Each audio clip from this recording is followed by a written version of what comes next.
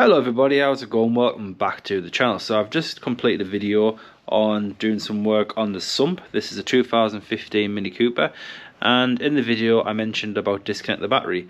It dawned on me, I don't think I have a video on the channel on how to do that, so let's get to it. So disconnecting the battery when you're doing work on the car, it's quite important. Depends what you're doing really. If you're just changing an air filter, then fair enough. But if you're dealing with electrics, like the alternator for example, or the starter motor, which was in my case the starter motor, you definitely want to disconnect the battery. So it's really simple to do. All you need is a large flathead screwdriver, a 8mm socket and a 10mm socket. So this is a 2015 Mini Cooper. This is the 5-door, not that makes a difference, but this is the F55 model. There's F56, which is a 3-door. But basically, if your battery compartment looks like this, then this may help you guys out. So, firstly, the battery is concealed under here. To get access to your battery, you need to remove these 3 bolts here. These are 8mm. You will also need a 10mm socket for this nut and this nut. So these are plastic. Normally you can actually use your fingers, but if they're too tight, 10mm socket and they will come straight out. So firstly, let's get these removed. Like so. Put them somewhere safe.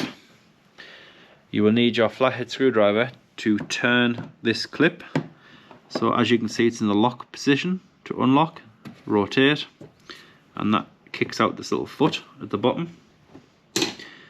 And now that is loose, you can actually move this around. If you wish, you can turn these round also, and this whole plate will be removable, but you don't normally need to do that.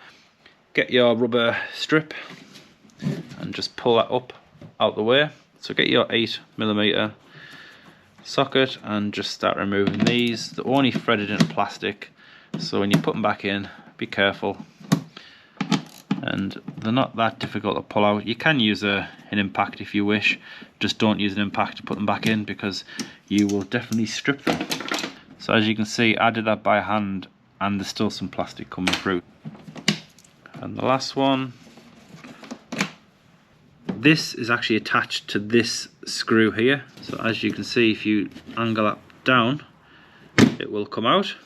The reason why we remove this nut over here is because that's putting pressure on this plastic here, which will end up grabbing this. So that actually hooks around that thread, and when you put that nut on, it pushes down and makes contact. So that is the top plate, and there is the battery. So when I'm working on the car, you don't have to remove the positive. As long as you remove the neutral, that's, you know, better than nothing really. If you really want to, you can remove both, but I just normally remove the negative. On that note, if you're going to change this battery out, that's a longer process. You have to take this shroud off, and there's a few more bits you got to do. There's a clamp and such. But if you want to replace this battery, you should always remove the negative, then the positive. Put your battery in, positive first, then negative. Don't do it the other way because it'll spark, and yeah, the correct way is negative, positive, positive, negative.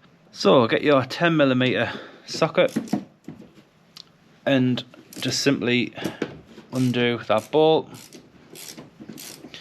Don't have to do it all the way, just enough so it becomes loose. And as you can see, it's moving. It's a bit stiff, so just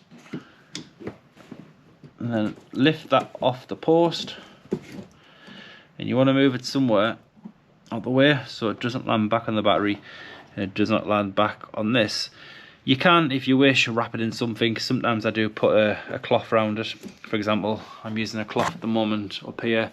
I usually have a few of them kicking about. So what I did last time is I put the cover over the top of the positive and just put that over the corner, and then I shut the bonnet, and then came back after I finished and put it all back together. But that is basically how you disconnect the battery. So if you're going to work on the alternator or the starter motor or anything electrical, anything that you could possibly touch a live and a negative together, definitely disconnect the battery.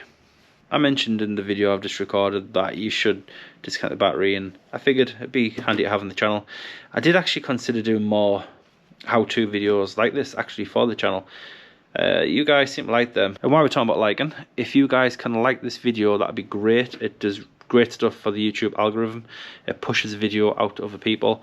At the minute, my videos that have no likes just kind of float around doing nothing, but the ones where people like them, they seem to, I wouldn't say go viral, but they seem to do a lot better than the other ones. So if you guys have got anything out of this video, or if you just enjoyed it, then please do hit that like button. Plus, it helps me to know what you guys want to watch. So yeah, hopefully you got some out of this video, guys. And like always, please like, subscribe, comment down below, and I'll see you in the next one.